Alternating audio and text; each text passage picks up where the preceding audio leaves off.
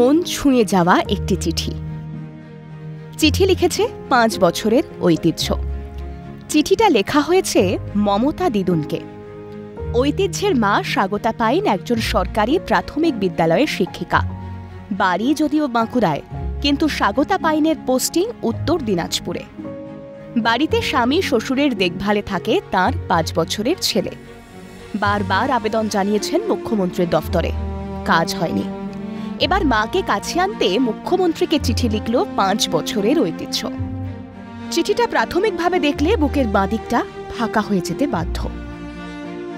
একটু ভালোভাবে পড়লে আপনার মনে হতে পারে সব কিছু সাজানো। চিঠিতে মমতা বন্দ্যোপাধ্যায়ের ঠিকানা লেখা অপরিপক্ক হাতে। ঐতিহ্যের পক্ষে মুখ্যমন্ত্রীর ঠিকানা জানা সম্ভব নয়। এখানে যেমন বড়দের সাহায্য পেয়েছে ঐতিহ্য, তেমনই হয়তো চিঠি লেখার ভাবনা, কিংবা চিঠি লেখার ভাষাও বড়দের। যাই হোক, পরিকল্পনা করে হোক বা যাই হোক, ঐতিহ্যের চিঠি এখন সমাজ মাধ্যমে রীতিমতো ভাইরাল। ঐতিহ্যকে চিঠির কথা জিজ্ঞাসা করলে বেশ সাজিয়ে উত্তর দিল সে। কাকে চিঠি লিখেছিলে?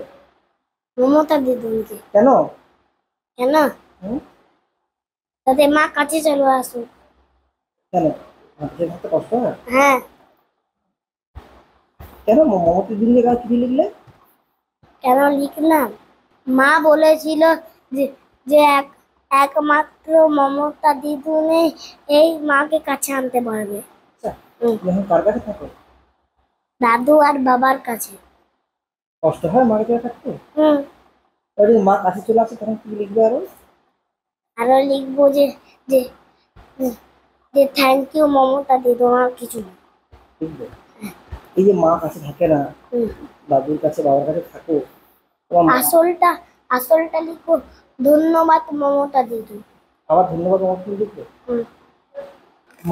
মমতা দিদুন কে জানো?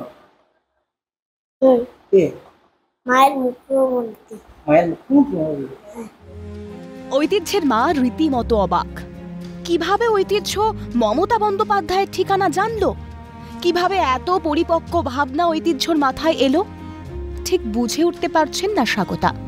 তারও বক্তব্য, মুখ্যমন্ত্রী যদি আবেদনের সাড়া দেন তাহলে খুব উপকৃত হবেন। না না, একদমই শিখিয়ে দিইনি। আসলে কি বলুন তো, আমার যেটা মনে হয় যে আমার মাকেও দিদুন বলে ডাকে।